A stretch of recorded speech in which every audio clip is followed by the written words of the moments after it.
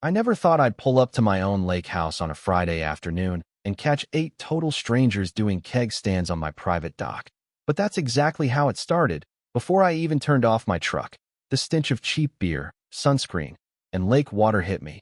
And then this sunburned guy in a neon tank top came stumbling over, waving a red Solo cup and introducing himself as Todd, telling me he was here for the Airbnb and that Karen promised them unlimited lake access, rustic vibes. The whole 9 yards. Yeah, that happened.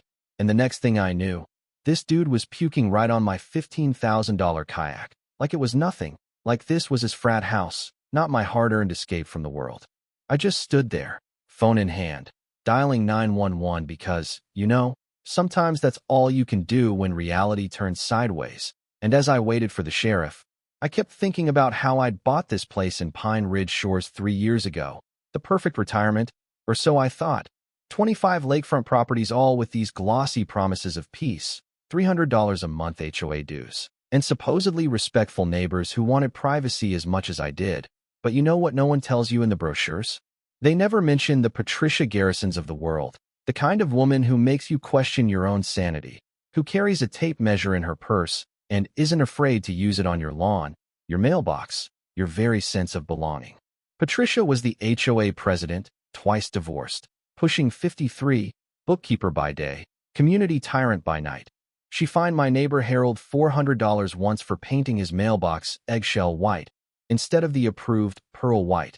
And if you think that's petty, wait until you see her show up every time you so much as trim a bush, clipboard and purple pen in hand, scribbling down violations, like she's the sheriff of Mayberry. Except no one in Mayberry was ever this relentless. Trust me. My trouble started about 6 months after moving in. First with a citation for my dock chairs. They were forest green, not hunter green.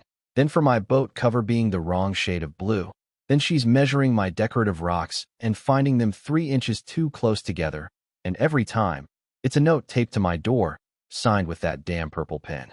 I tried to reason with her when she fined me $500 for unauthorized bird feeders. Pointed out the bylaws didn't say a word about it. But Patricia just smiled and told me wildlife attractants were prohibited, as if she'd written the 10 Commandments herself. When I refused to pay, that's when the real harassment started. Her walking her little Yorkshire Terrier past my house 6 times a day, snapping photos of my yard, reporting me to the county for imaginary code violations, even calling the health department and claiming I was dumping chemicals in the lake. Suddenly, I'm getting investigated for stuff I didn't even know existed. And every time I left town for consulting work, little things were off. The spare key I kept hidden would move, my trash cans would be relocated. Sometimes I'd find wet footprints on the deck even though it hadn't rained, hadn't been home for 10 days. So I installed security cameras, but somehow, they'd malfunction whenever anything weird happened, and I started feeling like maybe I was losing it. Until that Friday when I caught Todd and his friends treating my place like a spring break rental.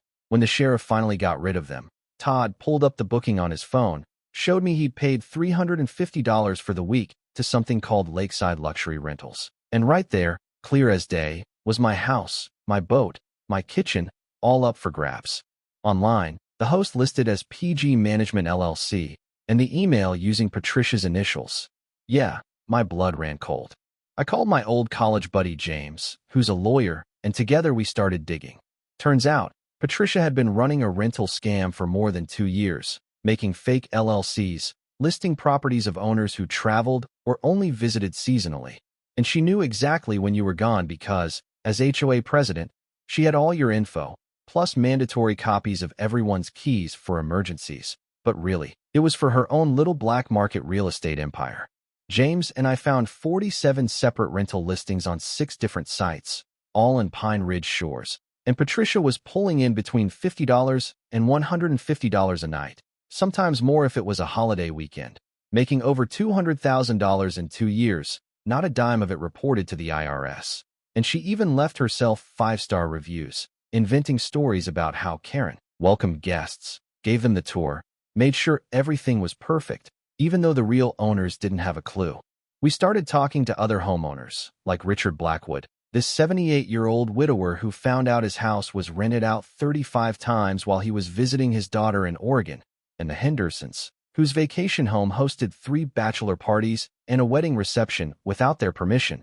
Everyone had stories that since someone had been inside their house, maybe even sleeping in their bed, touching their stuff, but never a real explanation until now.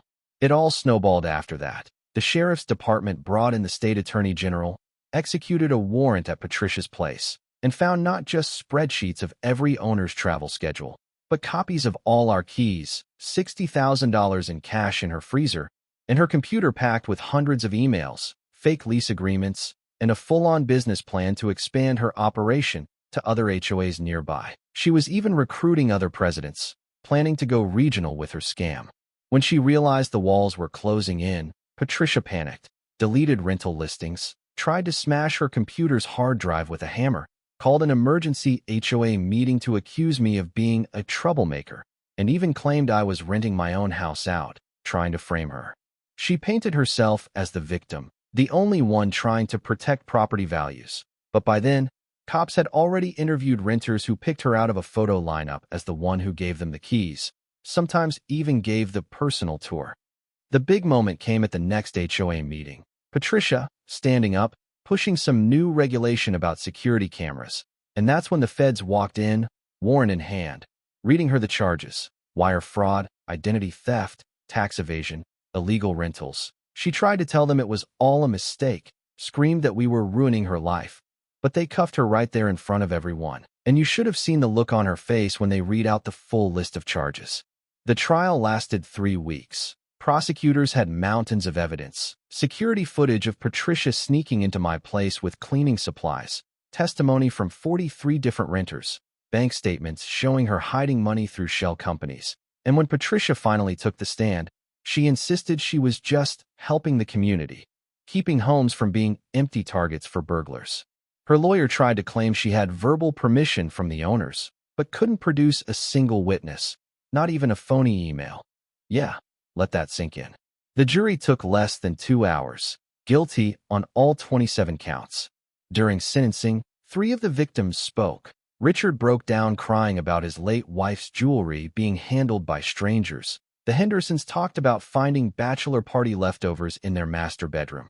And when the judge finally handed down the sentence, 15 years in federal prison, plus 5 years supervised release, and nearly $1.2 million in restitution and penalties, Patricia went white as a sheet, then snapped, shouting that we were all conspiring against her, that we were jealous, that she'd own all our houses one day. The bailiffs had to hold her back as she screamed and tried to lunge at the prosecutor. And even now, sometimes when I'm sitting on my deck, listening to the lake at sunset, I wonder how many more HOAs out there have a Patricia just waiting for her moment. Makes you look at those community leaders a little differently. You know what I mean? Maybe justice really was served, but the trust we lost, that sense of safety in our own homes, that's harder to get back. So tell me, was the sentence enough? Does justice ever truly make things right? Or do these cracks just run deeper in every community than we want to admit? I'd love to hear where you stand. So drop your thoughts below. Let's talk about what real accountability should look like and whether HOAs protect us or just make it easier for the wrong person to get all the keys.